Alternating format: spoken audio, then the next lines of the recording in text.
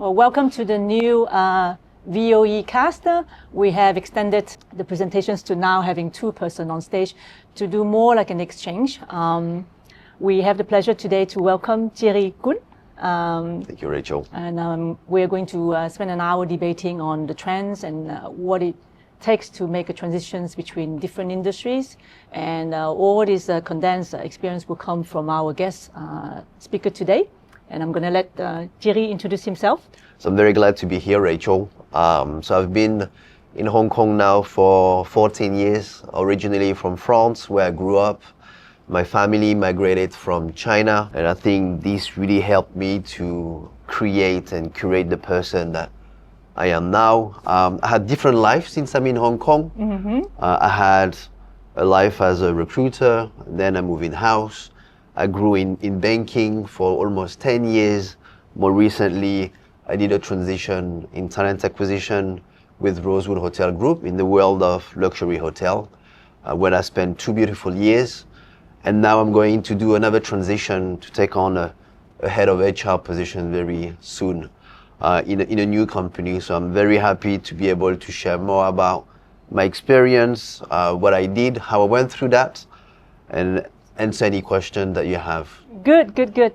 A lot of our audience are interested to know what led you into the world of talent acquisitions. To be very honest, it's been a mixture of being there at the right time and as well meeting the right people. When I arrived, I was really looking to do a role where I could enhance my sales ability, but as well, I wanted to work in an environment where I will be surrounded with people and engaging with them on a daily basis. And recruitment really came naturally. And I met you, Rachel. You really gave me a chance to step into this world, and I'm very thankful for that. And naturally, I grew in the space. I started with you, where we work almost 2 years, 6 years in agencies. Then I worked with HSBC, BNP Paribas, more recently Rosewood. And I think I've been very fortunate because Hong Kong has been a place where your grit, your energy, your personality has more of a value than your background or your degree, which is sometimes the place in other locations. And obviously, I've been fortunate to grow the ladder.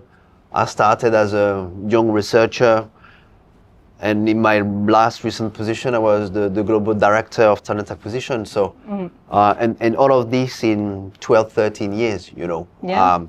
So Hong Kong has been very grateful with me. I've been able to show that I really wanted it, you know, and thanks to that, I was able to grow in this space. But from what I could say and my learning from that experience and journey is you really need to be hungry, you know. I think what makes Hong Kong so special is when you really want it and when you really put the effort to deliver and to get to what you achieve, it's really a location where you could get through things and you can keep growing.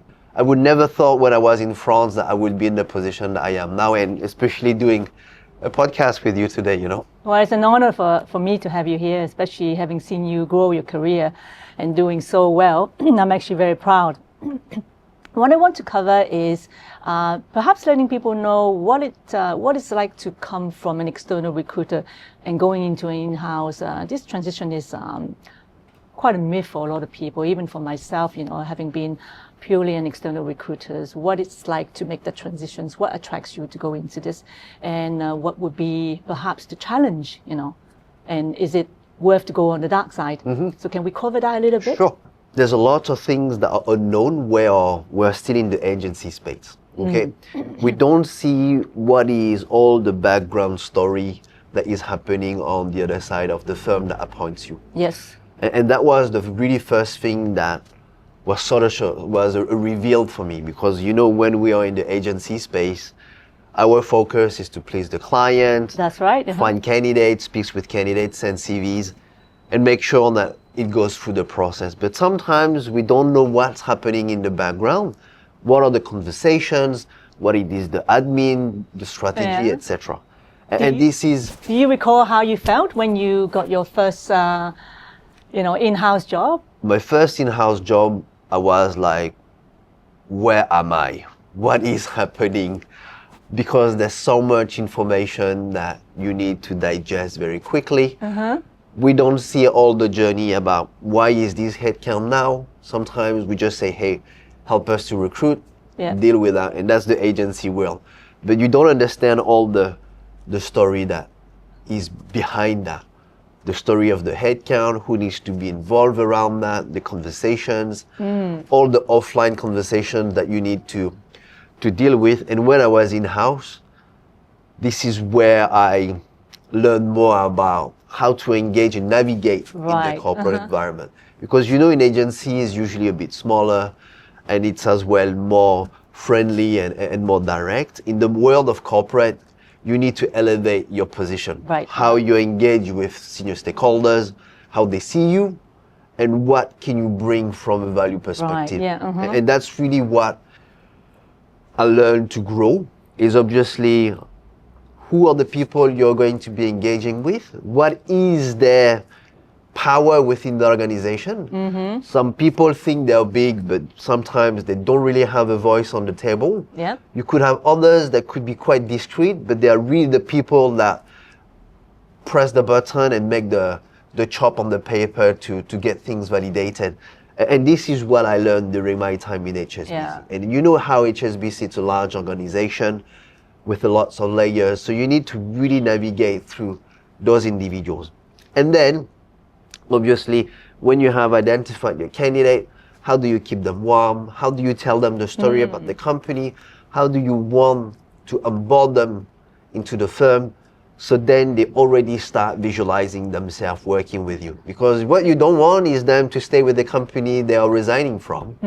So that's why you need to bring them as much as possible in the journey. And this is not something that on the agency space you could really have, because you don't always have all the stories about the managers, how people are growing within the space as well.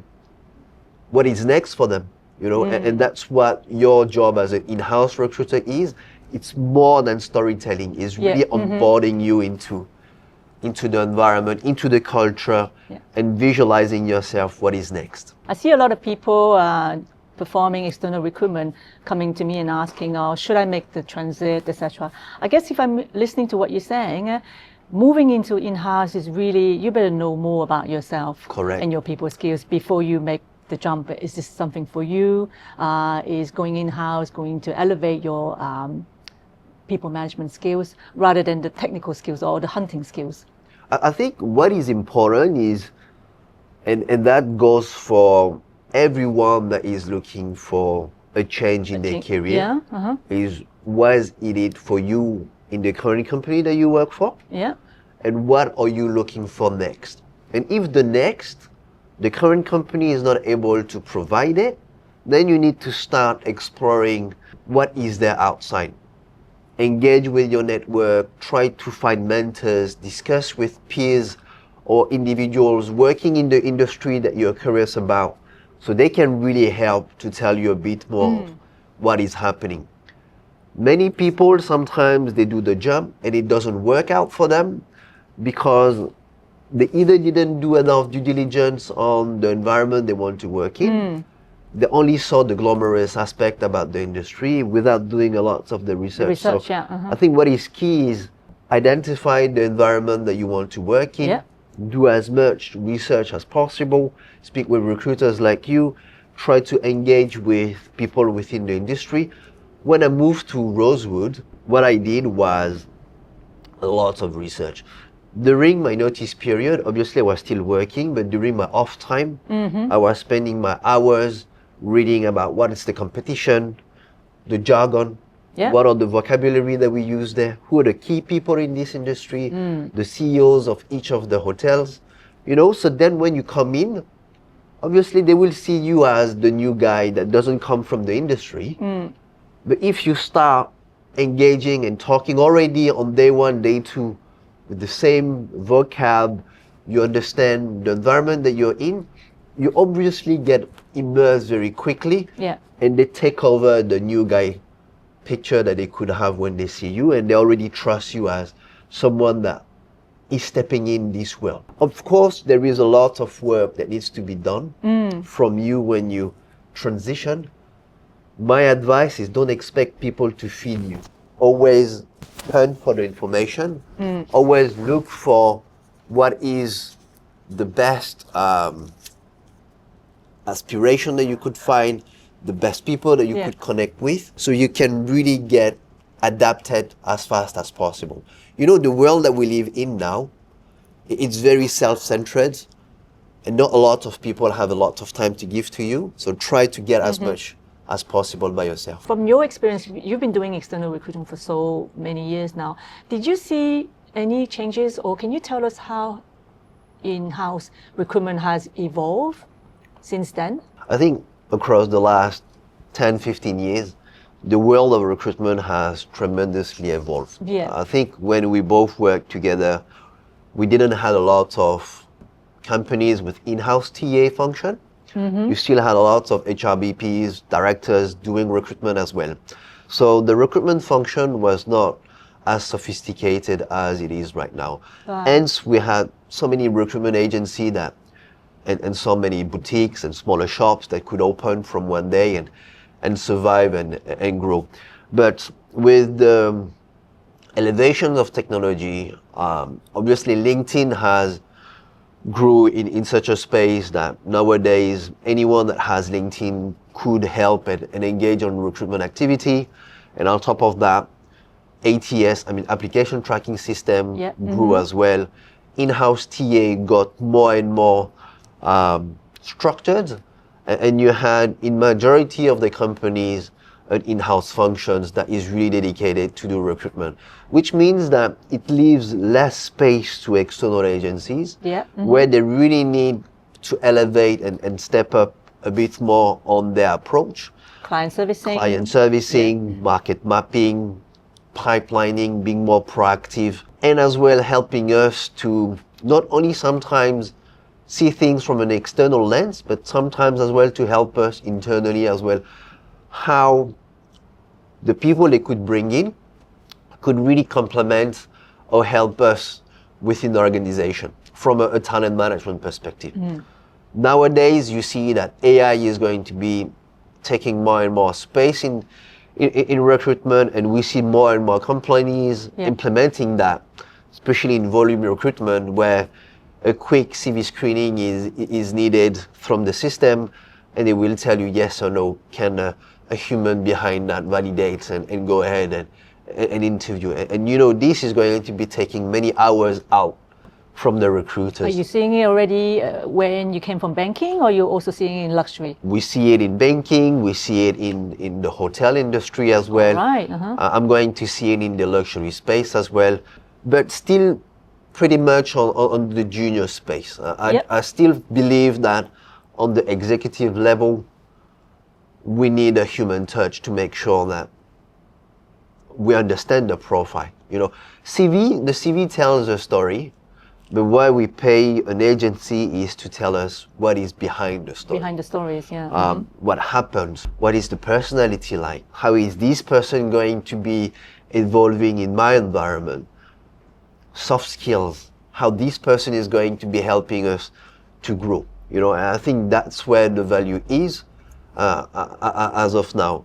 Obviously, the TA function is going to be evolving more and more. My gut feeling is telling me that probably the executive search is going to be strengthening. Unfortunately, for mass recruitment, we're probably going to be seeing less people in and more technology involvement. But that's only the way I see the market evolving. I would echo that, because as an executive search, we get retained for N positions, sometimes N-1. And the value add we have is that we are able to be ahead of it 12 months before the headcount is needed. So often enough, the client will come to me and say, you know, I want to recruit for next year. Could you possibly do a a mapping with a pipeline, and we are allowed to deviate from the traditional candidate maybe by 40% for exceptional leaders. At that level, it may not necessarily always be about industry knowledge, but more about leadership. So a lot of work, groundwork is done behind the research work, which is actually what we like to do, instead of reacting to a search that must be fun for yesterday. Exactly, and I think a lot of companies have a very silo view on things. Yeah. If you come from the world of banking, for example, I might only take people from banking. If you come from luxury, I will only take people from luxury. But I think the real strength is, like you said, when you're recruiting a CEO or a CFO, well, what is important is how this person is going to be helping transforming your business to the next stage. It's not about how much of industry knowledge he or she has. Of course, this is always good. But I think nowadays what really makes the difference is to find someone, a leader with a vision. Yeah. And as well, having a company that is keen to put the effort to bet on someone that they see that doesn't come from the industry, but has a core vision, core values that are in line with the companies that will help them to lead to the next level. And if you can help that, I think that's really where the value is now. And based on your experience hiring at the global level, under your capacities, can you tell me, when you look at talents, when you identify talents, what do you personally look for, and also what would make someone stands out? First of all, I need to, in all the capacity I had, I need to understand what is the company culture that I am in. Yeah. I tend to think that there are certain type of candidates for certain type of companies, because the way they're built, the way they see things, is aligned with the company that they want to work for example. Okay. So it's sad to say, but if tomorrow, I don't know, I want to work for company A, B, and C, and how much motivation I have, I might not be the best for those. And that's because I'm not equipped, or because my vision or my way of seeing things is not the same. And we should accept that.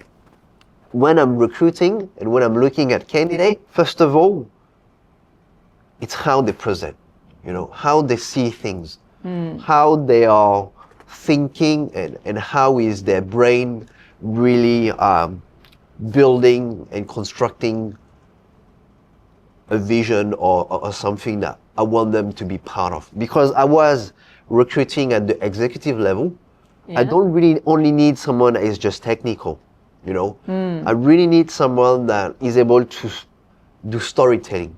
Yeah. Because at the C level, it's about convincing.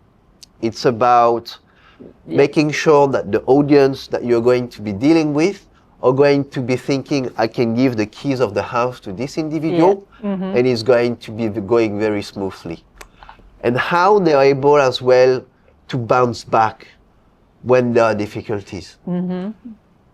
I've seen so many people that when there are difficulties, they're letting themselves down, they start thinking very pessimistically, and I'm like, no, you will always fail.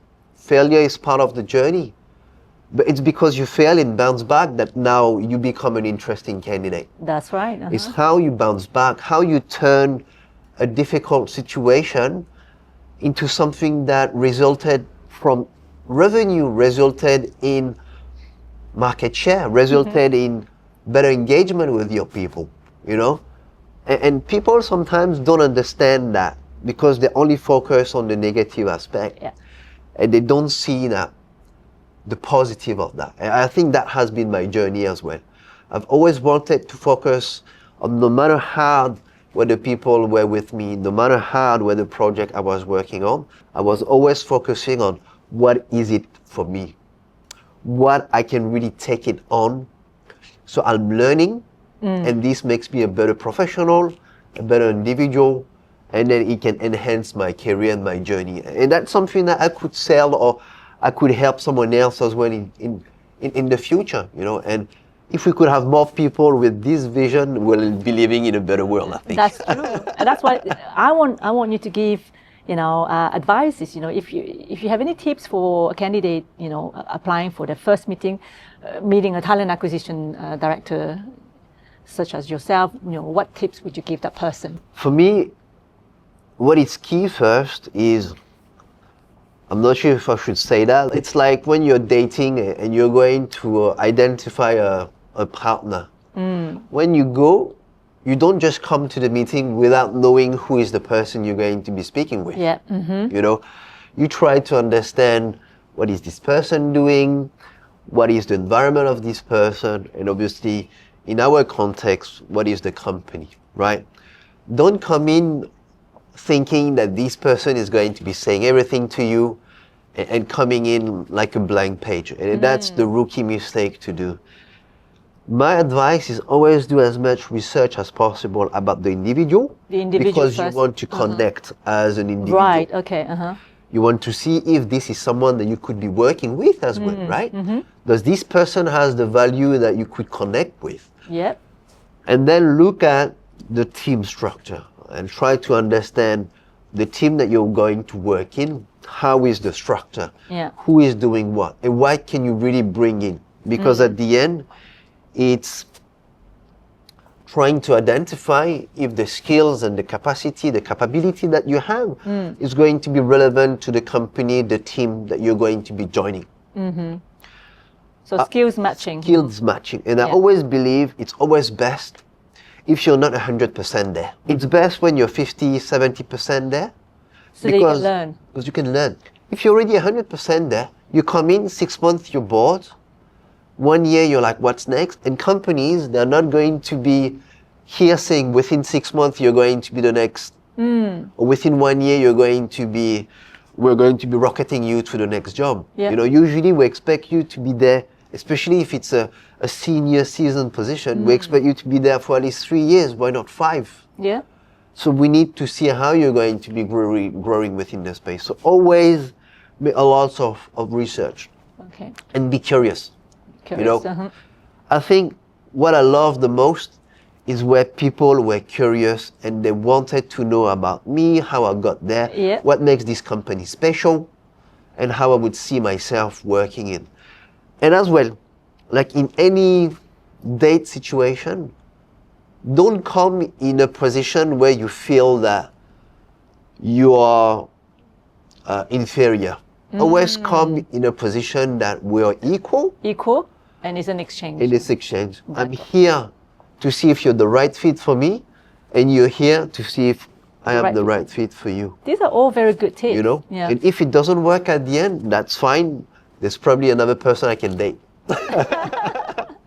All right, I'm going to summarize, the tips for the first meetings. If you're aware, the first round, there's always a few rounds coming behind. The first one is actually the most important. Actually, every round is important because you're dealing with different individuals. So if you were to go and meet that first round, you need to know, the focus has to be on knowing the person. If you have any mutual connections, is there any similarities or any commonality, basically? True.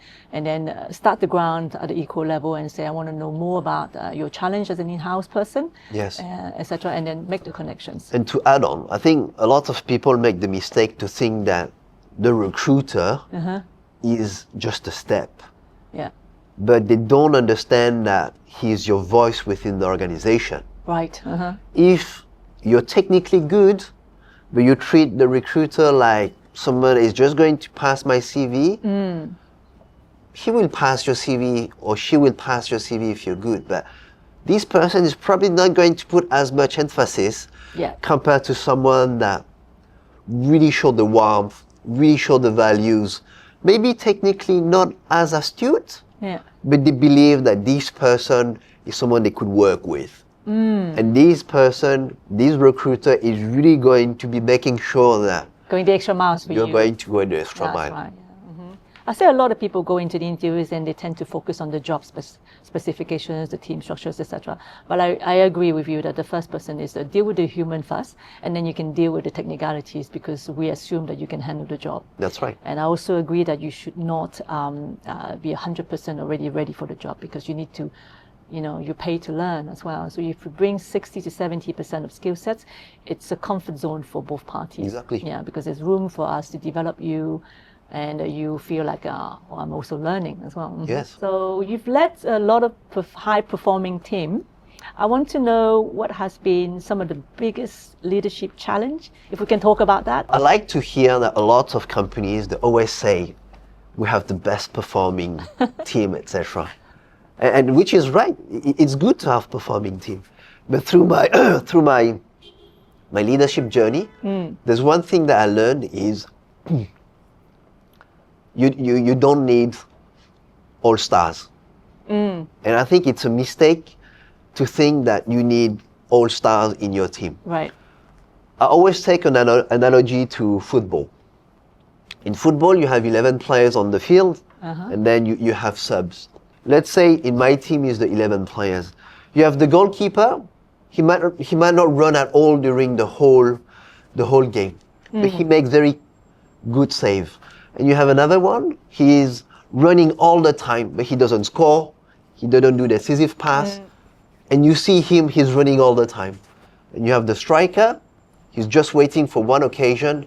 He strikes, and people see he's the best guy on the field. And that's the way I see a team. In a team, you need people, they are grinders, they are going to be they are going to work hard.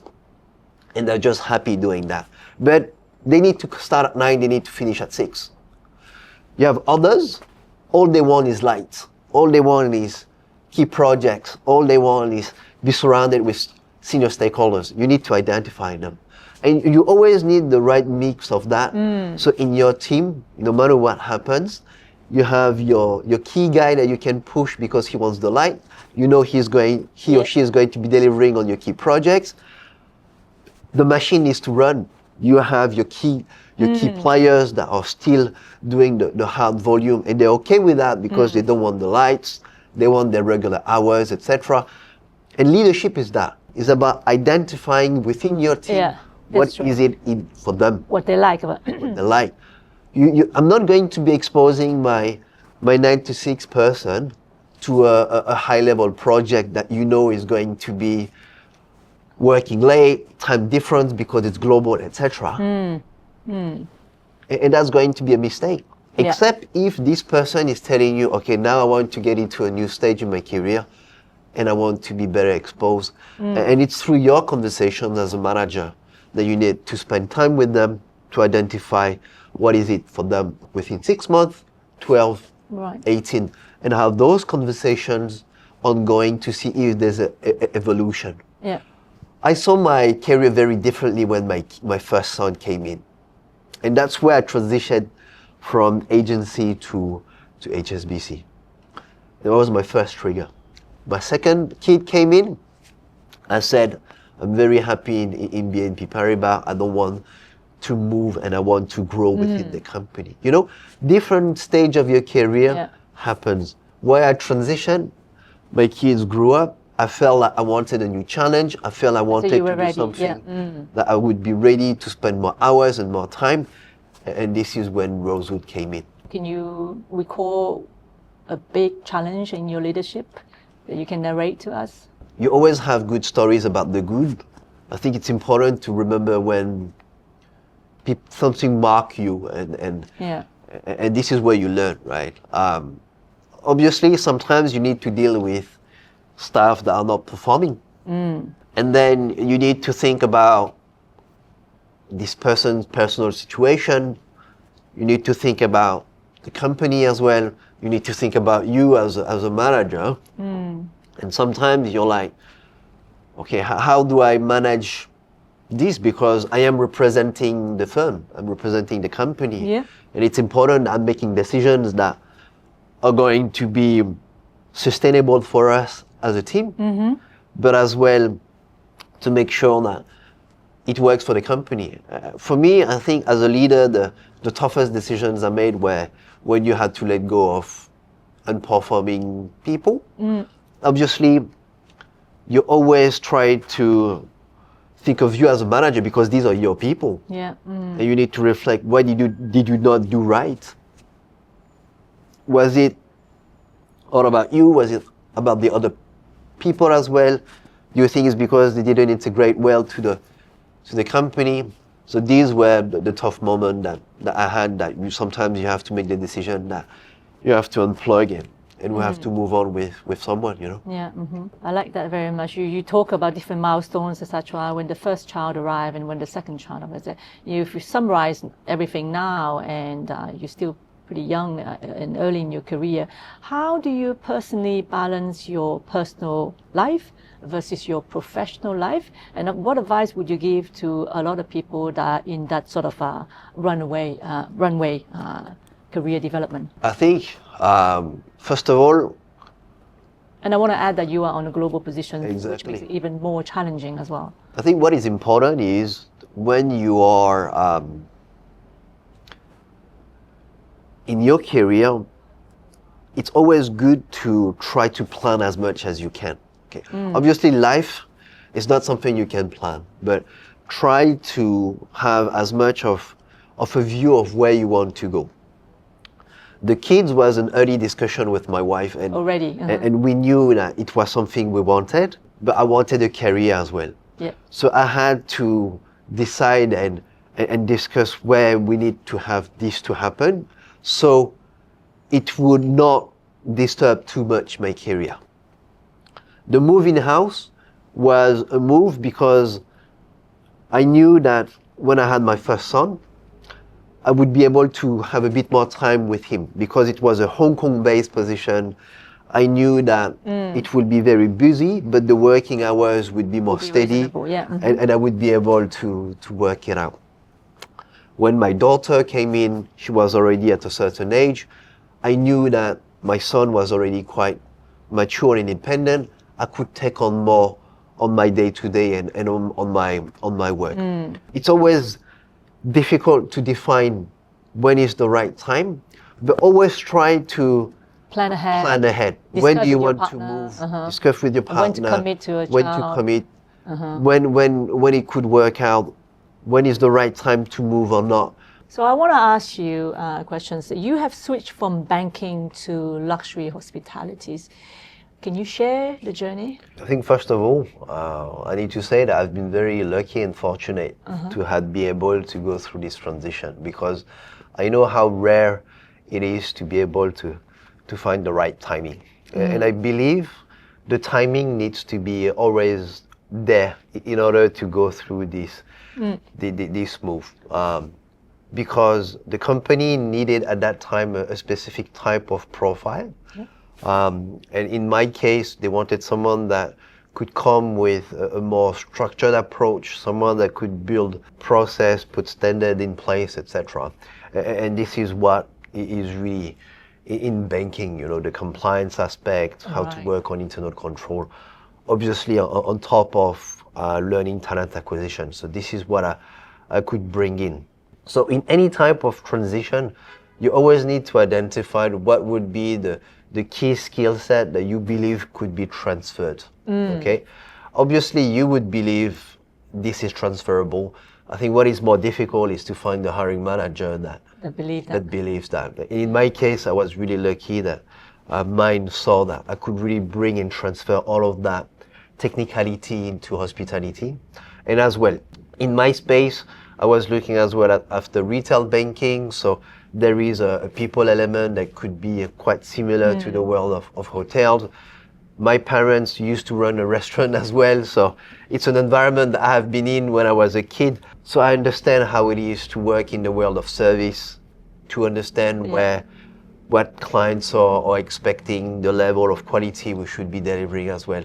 So in any type of transition, no matter if it's banking to tech, luxury to retail, you know, you need to identify what are your transferable skills. And as well, I think if you can work on your on your branding as well, that's really key, you know, because no matter if you can really have a reputation and you excel in the environment that you're in, you can bring this, because then people can talk and have due diligence about yourself and understand how you're evolving into an environment.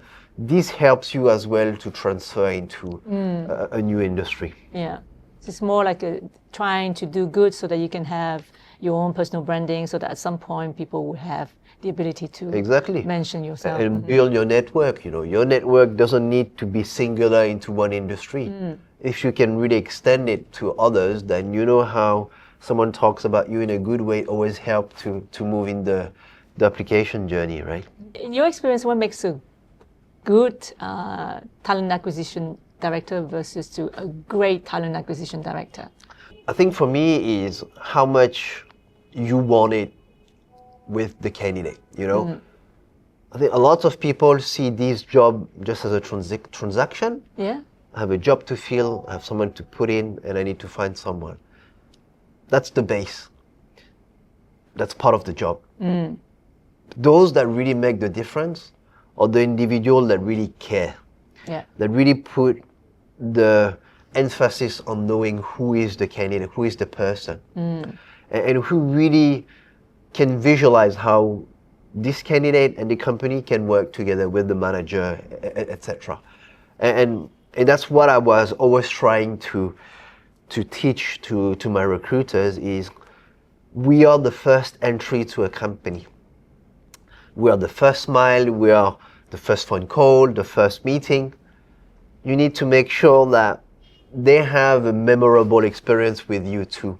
And for me, the best recruiters are the ones that are able to put a focus on the experience and not just transaction questions, tick the box, ABC, done. Okay, he or she is the guy. That's a great advice. I think for me, nowadays, with all the technology we have, with all the transactions we have, you will see that a lot of people now, what they only resonate with is experience. No matter in the world of luxury retail, luxury hospitality, etc., what really makes the difference is how you're treated. And for me, great recruiters are the ones that understand how to make sure that the candidate has the best experience with you and how they really enjoy the conversation, and then they could already have half a step thinking they could work with you or in the company. If you could give one piece of advice to your younger self starting, what would it be? Imagine Thierry Kun, younger version when you arrive in Hong Kong. The journey is going to be tough. Yeah. Setbacks are going to happen. Nothing is going to be pretty and sparkly, etc. But never stop believing on yourself. Keep always thinking that the good that you're doing is going to be bringing good to you. Yeah, it's going to pay it forward. It's going to pay forward. Don't do any dirt. Don't do any bad things around you. Always stay the best of yourself and make sure that you don't have any regrets on anything you do. Always own everything that you do at work with the people. Yeah. Be proud of it, own it, and then it's going to be okay. That's great. And how do you see a platform like VOcast, helping bridge the gap between seasoned professionals and the next generations of talents? Is this going to be useful for people to log on to this and listen to our podcast? I mean, for me, if at my time, 15 years ago, I could have the opportunity to listen to people's experience, how they failed and how they recovered from that. It would have been a great key piece of information for me. And that's why I was so keen to be part of this project, because today I've been working for close to 20 years.